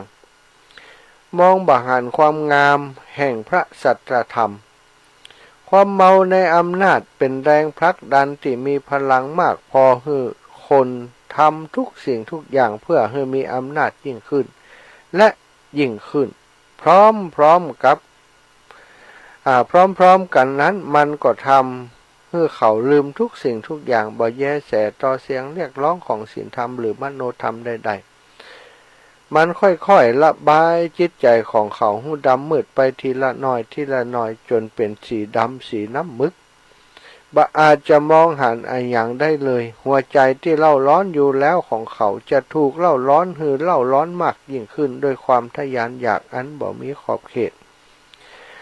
อันบ่ทราบว่าจะไปสิ้นสุดลงที่ตรงไหนวัตถุอันวิจิตรการตานั้นช่วยเป็นเชื้อให้ความทะยานอยากห่มแรงกลายเป็นว่ายิ่งมีมากเท่าใดยิ่งอยากใหญ่แม้จะมีเสียงเตือนและเสียงเรียกร้องอยู่ตลอดเวลาว่าศีลธรรมนั้นค้ำจุนโลกค้ำจุนสังคมแต่บุคคลผู้รับรู้และพยายามประคับประคองศีลธรรมมีน้อยเกินไปสังคมมนุษย์จึงวุ่นวายและเล่าร้อนกรอบเกรียมอย่างน่าวิตกดูก่อนภิกษุทั้งหลายกลิ่นดอกไม้จันทร์ก็ดีที่บ่สามารถหอมทนลมได้แต่กลิ่นแห่งเกียรติคุณงามความดีของสัตบุรุษนั้นสามารถหอมไปได้ทั้งตามลมและทวนลมคนดีย่อมมีเกียรติฟุ้งขจรไปในทุกที่ทั่วทิศกลิ่นจันทร์แดงกลิ่นอุบลกลิ่นดอกมะลิจัดว่าเป็นดอกไม้มีกลิ่นหอมก็ยังสู้กลิ่นศีลบ่ได้กลิ่นศีลนั้นยอดเยี่ยมกว่ากลิ่นทั้งมวลภิกษุทั้งหลายถ้าภิกษุหวังจะได้เป็นที่รักที่เคารพนับถือเป็นที่ยกย่องของเพื่อนพรหมจารีแล้วพึงเป็นผู้ทำตนให้สมบูรณ์โดยศีลเถิดผู้ตื่นอยู่บ่นี้มิได้รับเลยย่อมรู้สึกว่าราตรีหนึ่งยาวนานผู้ที่เดินทางจนเมื่อยล้าแล้วย่อมรู้สึกว่าโยชน์หนึ่งเป็นหนทางที่ยืนยาวไกลแต่วัด สังสารวัฏคือการเวียนว่ายตายเกิดของสัตว์ผู้บ่ฮู้สัจธรรมผู้บ่ฮู้ธรรมของพระพุทธเจ้านั้นยาวนานยิ่งกว่านั้นจะทำดูก่อนภิกษุทั้งหลายสังสารวัฏนี้หาเบื้องต้นเบื้องปลายได้โดยยากสัตว์ที่พอใจในการเกิดย่อมเกิดบ่อยๆและการเกิดใดๆนั้นตถาคตกล่าวว่าเป็นความทุกข์เพราะสิ่งที่ติดตามความเกิดมาก็คือความแก่ชราความเจ็บปวดทรมานความตายความต้องการความพลัดพรากจากสิ่งอันเป็นที่รักความต้องการประสบกับสิ่งอันบ่เป็นที่รักความแห้งใจความแห้งแล้งความคร่ำครวญความทุกข์กายทุกข์ใจและความคับแค้นใจอุปมาเหมือนเห็ดซึ่งโผล่ขึ้นมาจากดินและนำดินติดขึ้นมาตวยหรืออุปมาเหมือนโคซึ่งเทียมเกวียนแล้วจะเดินไปไหนก็มีเกวียนติดตามไปทุกหนทุกแห่งสัตว์โลกเมื่อเกิดมาก็นำทุกประจำสังขารติดมาโดยตราบใดที่เขายังบัดสลัดความพอใจในสังขารออกความทุกข์ก็ย่อมติดตามไปเสมอเหมือนโคที่ยังมีแอกเกวียนครอบคออยู่ล้อเกวียนย่อมติดตามไปทุกฝีก้าวภิกษุทั้งหลายเมื่อลากยังมั่นคงแม้ต้นไม้จะถูกตัดแล้วมันก็สามารถขึ้นได้แหมฉันเดียวกันเหมือนกันเมื่อบุคคลยังบ่ถอนตัณหานุสัยขึ้นเสียจากดวงจิตความทุกข์ก็เกิดขึ้นอีกแน่นอนท่านทั้งหลายน้ำตาของสัตว์ที่ต้องร้องไห้เพราะความโศกโทมนัสทับถมในขณะที่ท่องเที่ยวอยู่ในสังสารวัฏนี้มีจำนวนมากเครือขนาสุดที่จะกล่าวได้ว่ามีประมาณเท่านั้นเท่านี้กระดูกของคนที่ทอดทิ้งลงทับถมปฐพีเล่าถ้านำมากองรวมกันบ่ฮือกระจัดกระจายคงจะสูงเท่าภูเขาบนพื้นแผ่นดินนี้บ่มีช่องว่างเลยแม้แต่นิดเดียวที่สัตว์บ่เคยตายปฐวีนี้เกินกลไปโดยสัตว์ที่ตายแล้วตายเล่าเป็นสิ่งที่น่าสังเวชสลดจิตยิ่งนักทุกอย่างก้าวของมนุษย์และสัตว์เหยียบย่ำบนกองกระดูกนอนอยู่บนกองกระดูกนั่งอยู่บนกองกระดูกสนุกสนานเพลิดเพลินอยู่บนกองกระดูกทั้งสิ้นสถาญาติโยมบ่มีที่ไหนเลยถ้าบอกว่าโอ้อันข้าเจ้ากว่าผีไปป่าจ้ากว่าผีนะสถาทุกที่ทุกแห่งคือป่าจ้าทั้งนั้นเคยเป็นป่าจ้ามาแล้วทั้งนั้นเคยเป็นที่รองรับสรีระร่างกายของคนของสัตว์ที่ตายแล้วทั้งนั้นบ่มีแม้แต่ละตารางนิ้วเดียวที่บ่มีสัตว์ที่ตายแล้วบ่มีคนที่ตายแล้วแต่จะไปเหมือนตายนานตายบ่ได้ต่ออันเนาะมีคนถามว่าอาตมาไปเดินธุดงค์นอนตามป่าช้าบ่กลัวก็ท่านอาจารย์นี่นะเขาก็บอกว่าบ่ฮู้จะกลัวแย่ยังเพราะเพิ่นบอกว่าสถานที่ที่มีคนตายมันตึงมินะบอกว่าที่ไหนนะสถานบ่มีคนบ่มีสัตว์ตายมาก่อนนี่เป็นไปบ่ได้บ่มีสักตารางนิ้วเดียวที่บ่มีคนตายบ่มีสัตว์ตายถ้าทับถมกายกองกันอยู่มีทุกตีฉะนั้นถ้ากลัวก็คือต้องกลัวทุกตีอย่างคนกลัวผีนั่นสถานอยู่บ้านมีผีตายไปกี่คนแล้วในบ้านของเฮาในพื้นที่ที่ดินของเฮาที่แห่งนั้นนะมันทับถมกันบ่ฮู้กี่เจนคนมาแล้วกว่าจะมาถึงเฮาเป็นบ้านเฮานั้นอดีตเดิมเป็นยังมาก่อนเฮาก็บ่ใจฮู้อย่างคนเหนือเฮาเนี่ยเวลาเป็นจะแปลง ไอ้อย่างต่างๆเพิ่นก็จะถอนก่อนเนาะสถานเนาะมีถอนนั่นถอนนี้ถอนเจ้าของเก่าออกไปทำให้เป็นมังกรมงคลก่อนที่จะก่อร่างสร้างแปลงต่างๆฉะนั้นบ่ต้องกลัวเนาะกลัวผีนี่มันถ้าจะกลัวแล้วก็มีทุกที่ทุกทางนั่นน่ะก็เลยบ่ได้กลัวเรื่องนี้เนาะสถานถ้าปะรู้ปะก็ปะ ก็ต้องดูว่าตอนที่ปะกลัวก็มกลัวก็แล้วกันเนาะ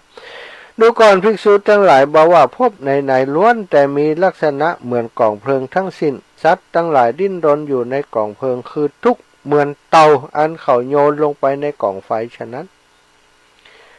ภพภาวะคือการเกิดล้วนแต่มีลักษณะเหมือนกองเพลิงสถานภิกษุทั้งหลายทางสองสายคือกามสุขาริกานุโยคการมกมุ่นอยู่โดยกามสุขสายหนึ่งแล้วก็อัตตะกิละมัฏฐานุโยคการทรมานกายให้ลำบากเปล่าสายหนึ่งอันผู้หวังความเจริญในธรรมพึงละเว้นเสียควรเดินตามทางสายกลางคือเดินตามอริยมรรคมีองค์8ก็คือความหันชอบความดำริชอบการพูดชอบการทำชอบการประกอบอาชีพในทางสุจริตความพยายามในทางชอบการตั้งสติชอบและการทำสมาธิชอบภิกษุทั้งหลายความทุกข์เป็นความจริงประการหนึ่งที่ชีวิตทุกชีวิตจะประสบบ่มากก็น้อยความทุกข์ที่กล่าวนี้จะมีอันอย่างพ้องภิกษุทั้งหลายความเกิดเป็นความทุกข์ความแก่ความเจ็บความตายก็เป็นความทุกข์ความแห้งใจแห้งใจก็คือความห่อเหี่ยวหรือความโศกความพิร่ำไรรำพันน้ำตานองหน้าความทุกข์กายความทุกข์ใจความคับแค้นใจการพลัดพรากจากบุคคลอันเป็นที่รัก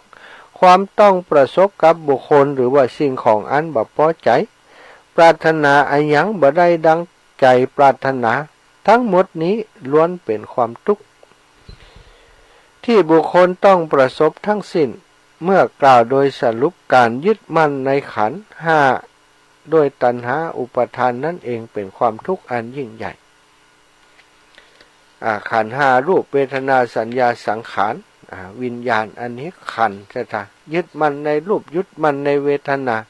อันนั้นก็คือสิ่งที่จะทำให้เราเกิดความทุกข์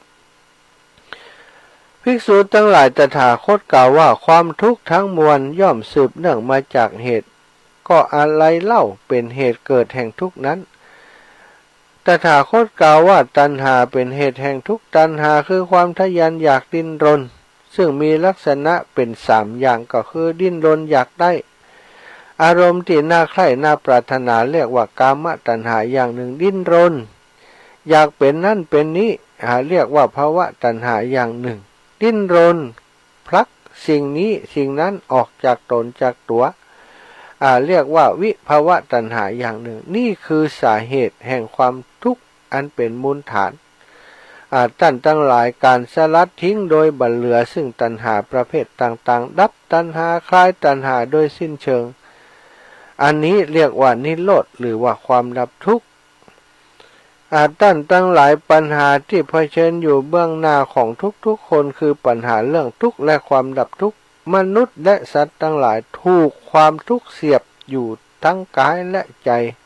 อุปมาเหมือนถูกยิงโดยลูกศรซึ่งกำชาบทาโดยยาพิษแล้วญาติมิตรหันแล้วเกิดความกรุณาจึงพยายามถอนลูกศรนั้นออกแต่บุรุษผู้โง่เขาบอกว่าต้องไปสืบให้ได้เสียก่อนว่าใครเป็นคนยิงและยิงมาจากทิศไหนลูกศรทำโดยอะไรหยังแล้วจึงจะค่อยมาถอนลูกศรออกภิกษุทั้งหลายบุรุษนั้นจะต้องตายเสียก่อนเป็นแน่แท้ความจริงเมื่อลูกศรยิงแล้วหน้าที่ของเขาก็คือควรพยายามถอนลูกศรออกเสียชำระแผลให้สะอาดแล้วใส่ยาและรักษาแผลให้หายสนิท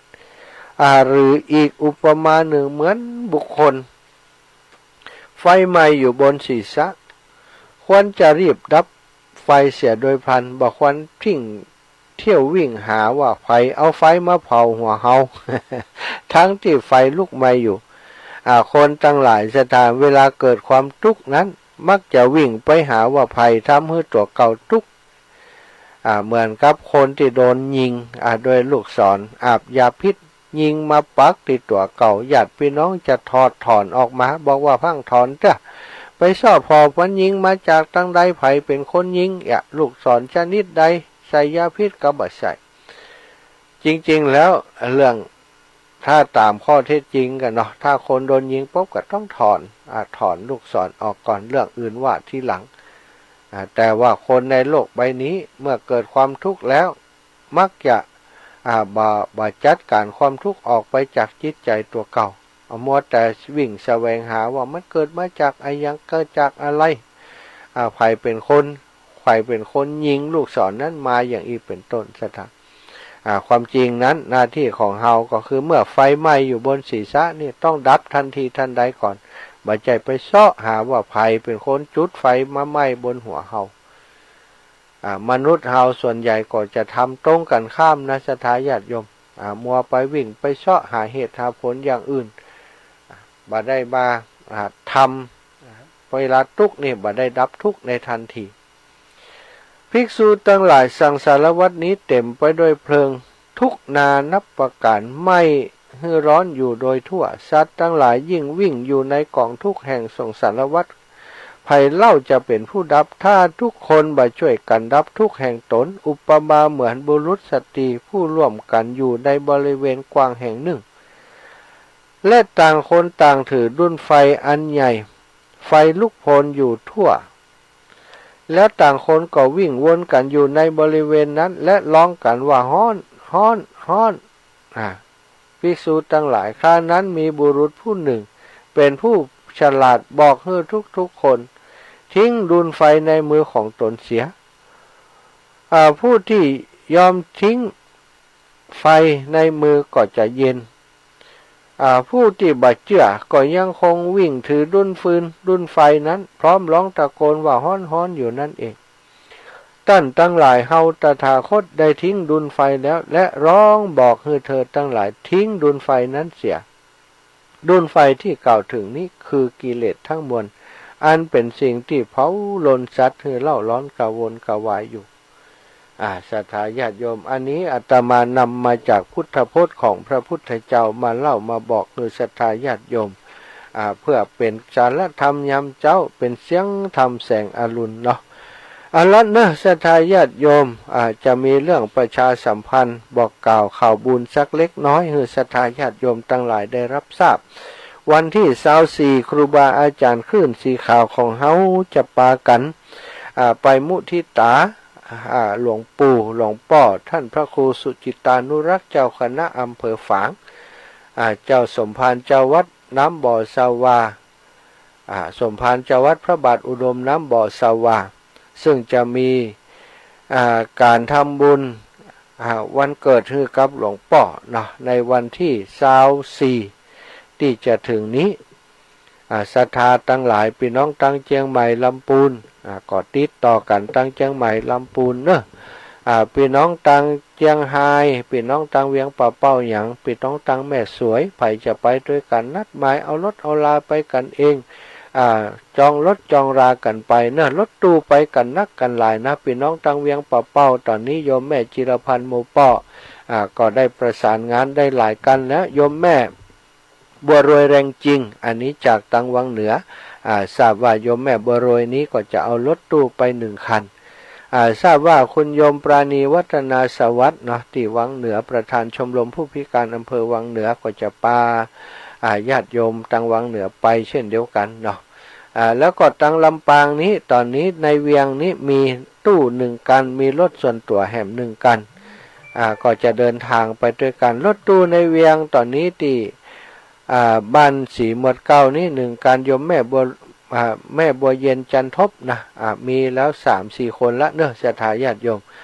ศรัทธาที่จะไปด้วยกันพี่น้องตั้งทกหัวจ้างกาหัวทุ่งกาพี่น้องในส่วนของบ้านจุดบ้านจำเนาะบ้านโป่งใต้แถวนี้ไผจะไปด้วยกันก็แจ้งบอกมาได้นะพี่น้องตังห้างชัดหลายพื้นที่ด้วยกันแม่น้อยอินยาสีก็จะไปอันนี้ก็จะได้แจ้งกันตอนนี้ก็จะประสานงานให้กับศรัทธาญาติโยมลำปางถ้ากัน1เต็มแล้วก็จะเมาเพิ่มไปแหมกัน1เนาะตอนนี้ได้เมืองปาน1 กันแล้วนะเมืองปานที่ตำบลแจ้ซ้อนโยมแม่คำนวณบันดินดำท่านอาจารย์ป้าหมอสะอาดข่าวสะอาดโยมแม่ฉลาดกับพี่น้องตังแจ้ซ้อนตอนนี้รู้สึกว่าจะได้1 กันถ้าแจ้ซ้อนได้1 กันบ่พอฮือกับเมืองปานนั้นอาตมาก็จะพอฮือเมืองปานแห่มกันตำบลเมืองปาน1 กัน ก็จะไปกันหลายคนด้วยกันศรัทธาญาติโยมวันที่24เนอะศรัทธาญาติโยมที่ฟังรายการพี่น้องตั้งลำปางติดต่อมาถ้าตั้งเชียงใหม่ถ้าตั้งเชียงใหม่ตั้งเชียงไฮ้ก็ประสานงานตามที่เขาเคยประสานงานกันเนาะวัดเหล่ามณฑาทิพย์ก็ไป1กันเนอะศรัทธาแล้วก็ท่านอาจารย์พระครูอภิวัฒนวิกรมกับคณะศรัทธาญาติโยมญาติธรรมที่ติดตามเพิ่นไปก็คงจะหลายกันอยู่เนาะถึงท่านอาจารย์สุเมธท่านอาจารย์สมหวังก็จะปากันไปเพื่อกำลังใจหลวงพ่อมุทิตาให้กับหลวงพ่อพระครูสุจิตานุรักษ์ไปแอวดูสถานที่ถูกไฟไหม้ที่วิหารพระเจ้าระแข่งอันนี้ก็คือวันที่24เนอะศรัทธาส่วนวันที่9ตอนนี้รายการออกมาแล้วเนาะที่แรกก็สั่งที่จะถวายครูบาอาจารย์สังฆทานที่จะถวายปูชากันเหตุครูบาอาจารย์ได้กำหนดกันออกมาแล้วเนาะตกอันสำหรับการออกหรือว่าสั่งสังฆทานนั้นที่ถวายครูบาอาจารย์ชุดละ500ศรัทธาญาติโยมบ่ได้เป็นภาระกันนักหนาเนาะถ้าชุด 2-3 ปันก็จะนักใจกับศรัทธาญาติโยมเพราะว่าในจะกะเดินทางที่จะไปร่วมบุญร่วมกุศลกันแล้วก็กะใจอย่างอื่นก็นักกะหลายครูบาอาจารย์ก็เลยว่าเอาชุดละ500ก็แล้วกันเพื่อศรัทธาญาติโยมบางท่านบางคนเพิ่นมีกำลังนักก็ละอาจจะรับหลายชุดน้อยคนที่มีกำลังน้อยก็ได้สักชุดก็จะได้สบายใจชุดละ500เนอะศรัทธาที่จองผ่านอาตมาก็มีโยมแม่นางคำอ้ายเนาะเวียงป่าเป้าสันสลีเวียงป่าเป้าเด่นสันสลีเวียงป่าเป้า1ชุดแม่ลาพร1ชุดนะแล้วก็โยมแม่ซิมมุนีแก้วที่ลำปาง1ชุดวันนี้จัดรายการที่ลำปางก็จะแจ้งบอกไปแล้วก็จะจดชื่อเสียงเรียงนามไว้ประกาศตามรายการแล้วก็จะแจ้งส่งไปให้ครูบาอาจารย์ได้รับทราบศรัทธาญาติโยมอีปอยอีแม่ที่ฟังอยู่ทางใดก็ดีเนาะท่านอาจารย์อีแม่ก็อยากจะเป็นเจ้าภาพสำหรับไตรยทานถวายครูบาอาจารย์เป็นการเทศน์การธรรมตามหัวครูบาอาจารย์ในวันที่1ชุดเนอะก็จองผ่านที่อาตมาก็ได้หรือว่าใกล้ครูบาอาจารย์รูปใดถ้าตั้งดอยสะเก็ดขันตุ้ลุงแดงศรัทธาญาติโยมท่าเวียงป่าเป้าเชียงไฮ้ก็ที่ท่านพระครูปฏิภาณธรรมทินเนาะถ้าตั้งเชียงใหม่ก็หลายสายนี่ก็ท่านพระครูอภิวัตรก็ได้ตุ้ลุงยองก็ได้ท่านอาจารย์พระครูกัลยาณประโมทท่านอาจารย์พระครูสุเมธท่านอาจารย์วรรณชัยท่านอาจารย์พระครูสถิตสารคุณพระครูสังวรนะทุกรูปทุกองค์เนื้อศรัทธาสามเณรเอารักก็ได้ที่ไหนก็ได้ประสานงานกันไปเนาะครูบาอาจารย์จะมาฮือศรัทธาพี่น้องได้มาประชุมจุมนุมกันที่วัดเหล่ามณฑาทิพย์ในวันที่9เดือนเมษาก็บอกกล่าวกับศรัทธาญาติโยมใครจะเอาลงทานไปก็เอาไปเนาะอาตมาแล้วก่อนญาติโยมตังลำปางก็จะเอาลงทานไปแม่น้อยอินยาศรียืนรักนะแล้วก็โยมน้องทวารัตน์ลินพลนี้ก็จะเอาน้ำอ้อยสดไปนะวันนั้นวันที่รดน้ำดำหัวครูบาอาจารย์เอาละศรัทธาญาติโยมเปิดโอกาสให้โทรมาได้แล้วนะ0808844173ภายได้พ่อง173งวดที่ผ่านมาถ้าเป็น873ก็เต็มเนาะอัน173นี่ก็2ตัวแล้วเหรอโทรมาได้เลยนะบัดนี้เนอะเบอร์โทรตะกี้ที่ฮับบัตรตันสกรรมอันก็คือ0855705966ตะกี้เนาะ5966เนอะ5966โทรมาได้เลยโทรมาเป็นสายแรกเลยเนาะโยมแม่สายทองตะกี้โทรมาก็บ่ได้อู้จากันสักคำชั่วโมงนี้โทรมาได้เลยเนอะโยมแม่เนอะโยมแม่สายทองบ้านห้องละปูนเปิ้นเป็นถือว่าเป็นบัณฑิตผู้รู้นะโยมแม่สายทองนี่เปิ้นเป็นคนเก่งมีข้าวจ้อยข้าวซอกำข้าวกำเครือกำคมต่างๆมีนักมีหลายเนาะ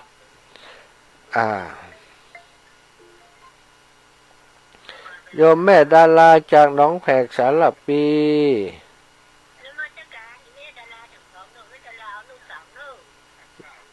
แม่ดาราเอา1สั่งเนาะอีแม่อันมีเลขอันถ้านี้เดี๋ยวเขาก็บอกเลขบัญชีให้กับอีแม่เนอะให้ละอ่อนโอนให้ก็ได้ช่างครึ่งเจ้า อืมแม่ดาราแม่ดาราหนองแฝกน้องแฝกเจ้าสาธุเนาะแม่เนาะเจ้าเดี๋ยวเขาจดไว้แล้วเดี๋ยวก่อนจะโทรหาแม่เอาเด้อเจ้าสาธุแม่สาธุสาธุฮะไปห้ามเอาบ่เจ้าเจ้าเจ้าฮะ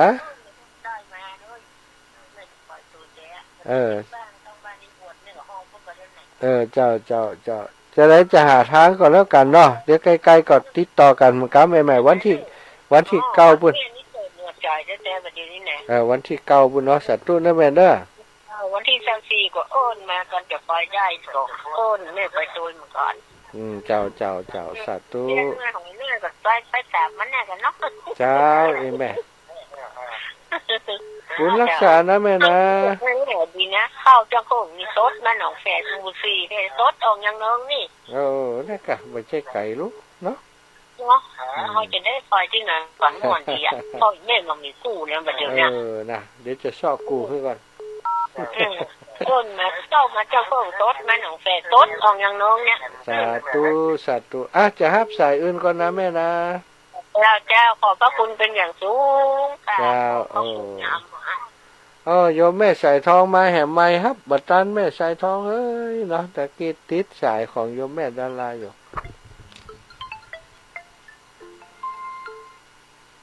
เจริญปอนแม่สายทอง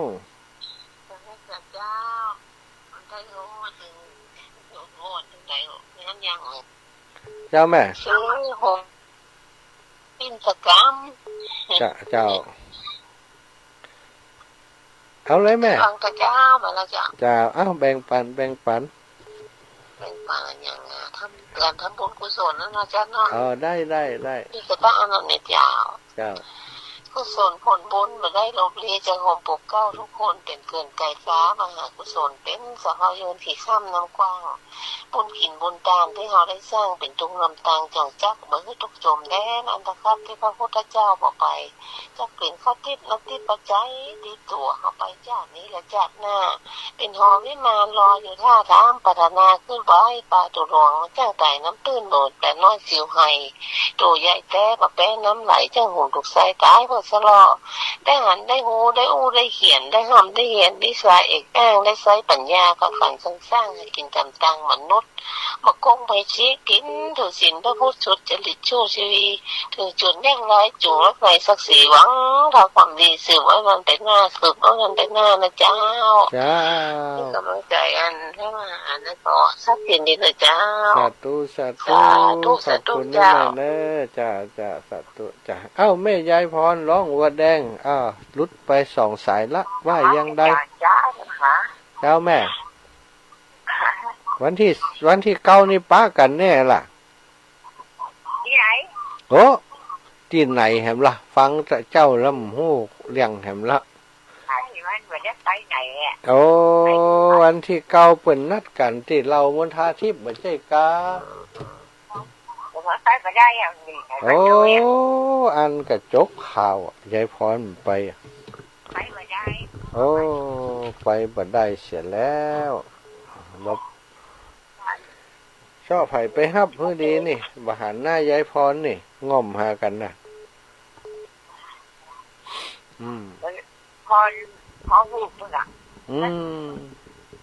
พอหูบเอาเนาะพอหูบอันล่ะแล้วไปทุกอันจะฮับสายพี่น้องเมืองน่านก่อนนะยายพรเจ้าราชการเจ้าสาธุเจริญปอนโยมป้อนันประเสริฐน้าน้อยไปสาครับที่ตามระวังได้เจ้านะครับเด้อ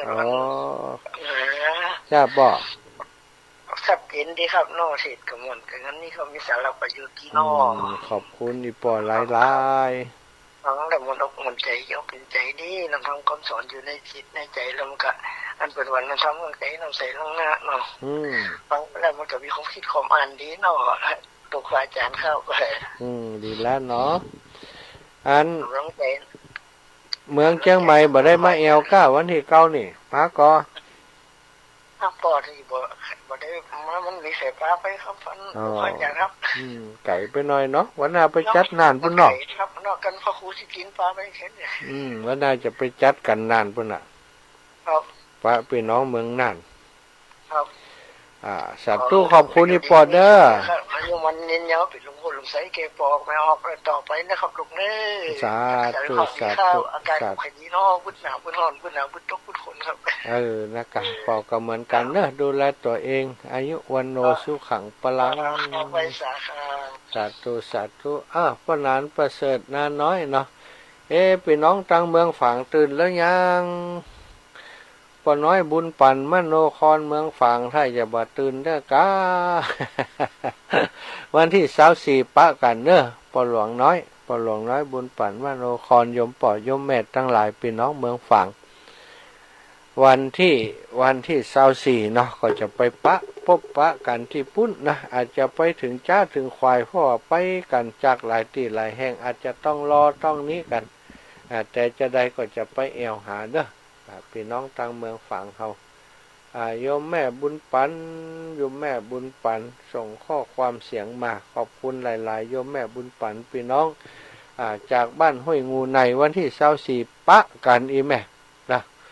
แม่บุญปันพร้อมกับศรัทธาญาติโยมพี่น้องทางเมืองฝางก็จะปาศรัทธาญาติโยมจากลำปางไปให้กำลังใจหลวงปู่พระครูสุจิตานุรักษ์พร้อมกับอีป่ออีแม่เขาทางเมืองฝางตุยไปร่วมบุญพระธาตุเจ้าลักแห่งอันพระวิหารพระรักแห่งเนาะที่อัน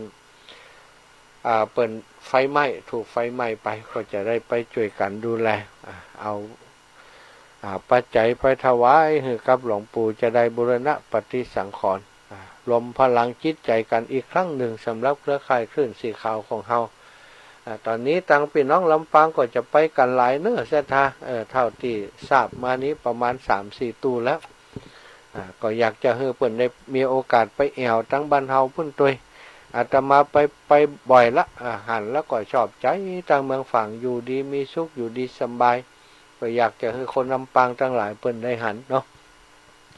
ขอบคุณคุณโยมได้ส่งดอกเครื่องเพิ่งมาดอกงามตะเนาะเพิ่นเอาไปบูชาพระบนดอกงามเพิ่นส่งมาเนอะจากพี่น้องทางเมืองฝางเหมือนกันก็วันที่24ได้ปะกันเนาะฝากเรื่องลงทานไว้กับเพิ่นตัววันก่อนได้ไปเป็นเจ้าภาพลงทานงานประชุมเพลิงพระคุณเจ้าครูบาอาจารย์ที่คงจะเป็นวัดห้วยงูในของเฮานั้นเนาะก็ได้ร่วมบุญกับพี่น้องเมืองฝางไปตัวและศรัทธาญาติโยมอีพ่ออีแม่ทั้งหลายเนอะขอบคุณท่านเจ้าทั้งหลายที่โทรมาเป็นกำลังใจได้ฟังนับฟังธรรมด้วยการตั้งแต่เจ้ามาแล้วโดยผ่านทางเครือข่ายคลื่นสีขาวทุกสถานีขอบคุณเจ้าของสถานีทุกสถานีที่เป็นกระบอกเสียงรับสัญญาณส่งไปให้ศรัทธาญาติโยมถึงบ้านถึงจองเจ้าวันนี้ขอบคุณผู้นันประเสริฐนาน้อยเนอะเป็นตัวแทนพี่น้องทางเมืองน่านโทรมาให้กำลังใจแม่ยายพรร้องวัวแดงแม่สายทองบ้านห้องละปูนแม่ดาราจากหนองแพกสารปีแล้วก็5966นี้ตังใดบ่ฮู้เนอบ่ได้บันทึกชื่อเพิ่นไว้แล้วก็แม่สุแก้วคำอ้วนบ้านศรีโพธารามยางเนิ้งสารปีเชียงใหม่โยมแม่นวลเทพเสด็จสามเณรเอาลักแม่ย่าแม่ยายบ้านปาคานะแล้วก็แม่คำนวลดินดำโยมน้องคำสุขบ้านบุญเกิดลำปางนี้ช่วงเจ้านี่เปิ่นบ่ได้ยินสถานีเปิดสถานีเตื้อบางพ่องเปิ่นก็ไหลไปฟังของคุณดารุณีเป็นตั้งคืนมันบ่ค่อยเสถียรตัวใดแต่เปิ่นอยู่ไกลเนาะของคุณดารุณีแต่ว่าบางที่บางแห่งเปิ่นก็ฟังได้อยู่ก็ขอบคุณทุกสายที่โทรมาเป็นกำลังใจกันที่ผ่านมาแล้วก็ที่บ่ได้โทรมาก็เช่นเดียวกันหลายท่านเวลาไปเจอกันที่ไหนอีแม่บ่ได้โทรเนอะแต่ฟังอยู่ก็ขออนุโมทนาเจ้าทั้งหลายมีความสุขความเจริญเด้อจัตตารโอธัมมาวัฏันติอายุวันโนสุขังภะลัง